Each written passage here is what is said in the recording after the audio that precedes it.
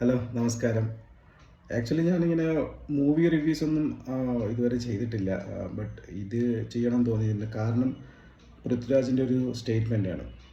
അതായത് കഴിഞ്ഞ ഒരു പ്രൊമോഷൻ വീഡിയോയിൽ ഒരു തെലുഗു മാധ്യമ പ്രവർത്തകൻ ഒരു ക്വസ്റ്റ്യൻ ചോദിച്ചു.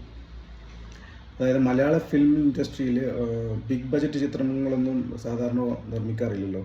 നിങ്ങൾ ഓൾവേസ് പ്രാധാന്യം നൽകുന്നത് കണ്ടൻറ്റിനൊക്കെയാണല്ലോ എന്ന് ചോദിച്ചപ്പോൾ പൃഥ്വിരാജ് പറഞ്ഞു, see, Malayalam film industry always focusing on content, but in this particular movie, the content is bit expensive. അപ്പം ഒരു പഞ്ച് ഡയലോഗ് കേട്ടപ്പോൾ ഞാൻ വിചാരിച്ചു, പരിപാടി കൊള്ളാമല്ലോ, അപ്പം ഇതെന്തായാലും വേഗം തന്നെ പോയി കാണും. കാരണം ഞാൻ അങ്ങനെ സിനിമകളൊന്നും അത്ര പെട്ടെന്ന് പോയിട്ട് കാണുന്ന ഒരാളൊന്നല്ല. സോ ഈ ഡയലോഗ് കേട്ടപ്പോൾ ഞാൻ വിചാരിച്ചു എന്തായാലും ഇത് കാണണം.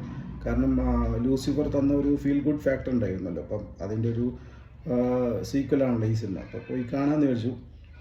560 രൂപയും കൊടുത്ത് ഐമാക്സിലായിരുന്നു പോയിട്ട് മൂവി കണ്ടത്. അപ്പം മൂവി കണ്ടതിന് ശേഷമാണ് എനിക്ക് മനസ്സിലായ ഒരു കാര്യം, the ticket is too much expensive than this content. So നിങ്ങൾ ആരെങ്കിലും ഇനി ഐമാക്സിൽ പോയിട്ട് മൂവി കാണണമെന്ന് ആഗ്രഹിക്കുന്നുണ്ടെങ്കിൽ ഒരു ചെറിയ റിക്വസ്റ്റ്, പ്ലീസ് തിങ്ക് ട്വൈസ്. കാരണം അത്രയും സ്പെൻഡ് ചെയ്തിട്ട് കാണാനുള്ള ഒരു സ്കോപ്പൊന്നും ഇതിനകത്തില്ലെന്ന് തോന്നുന്നു. എസ്പെഷ്യലി ഇതിൻ്റെ സ്ക്രിപ്റ്റിൻ്റെ കാര്യങ്ങളൊക്കെ നോക്കുകയാണെങ്കിൽ നമ്മുടെ സലീം ഖാർ പറഞ്ഞ പോലെ സ്ക്രിപ്റ്റ് പോരാ, സ്ക്രിപ്റ്റിന് ബലമില്ല. അത് അങ്ങനെ തന്നെയാണ് എനിക്കും തോന്നിയത്. സ്ക്രിപ്റ്റിന് അത്ര ബലമില്ലായിരുന്നു. പിന്നെ വേണ്ടാത്ത കുറേ കാര്യങ്ങളൊക്കെ ആയിരുന്നു അതിനകത്ത് കാണിച്ചിരുന്നതെന്ന് എനിക്ക് തോന്നി. എസ്പെഷ്യലി നമ്മുടെ ടൈറ്റിൽ സീൻ എടുത്താൽ തന്നെ അതിനകത്ത് ഗോദ്രയുടെ ട്രെയിൻ ട്രാജഡീൻ്റെ സീൻസൊക്കെയാണ് കാണിച്ചത്.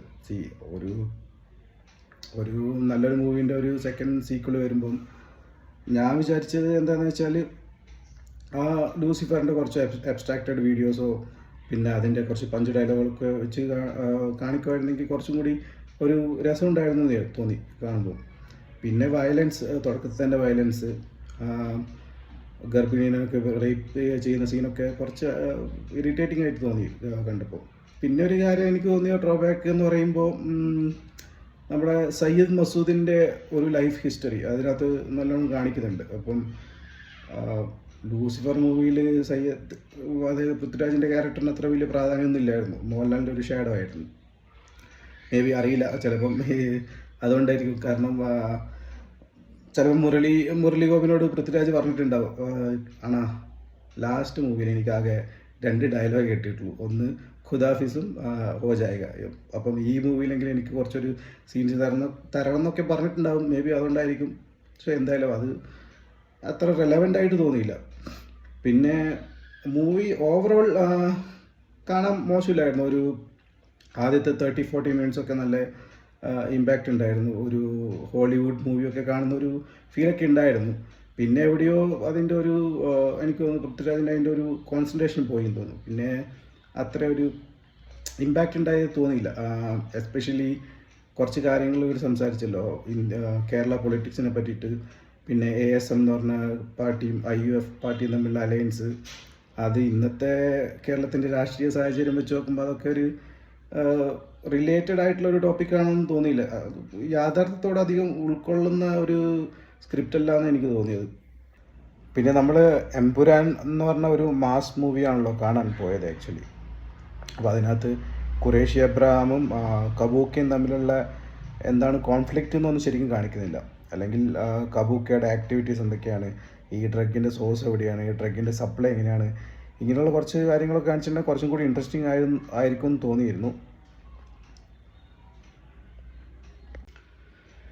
പിന്നെ ആക്ടിങ് ആൻഡ് ക്യാരക്ടേഴ്സിനെ പറ്റി പറയുകയാണെങ്കിൽ ടൊവിനോയുടെ ക്യാരക്ടർ ഭയങ്കര ബ്യൂട്ടിഫുൾ ആയിരുന്നു, നല്ല ആക്ടിങ് ആയിരുന്നു.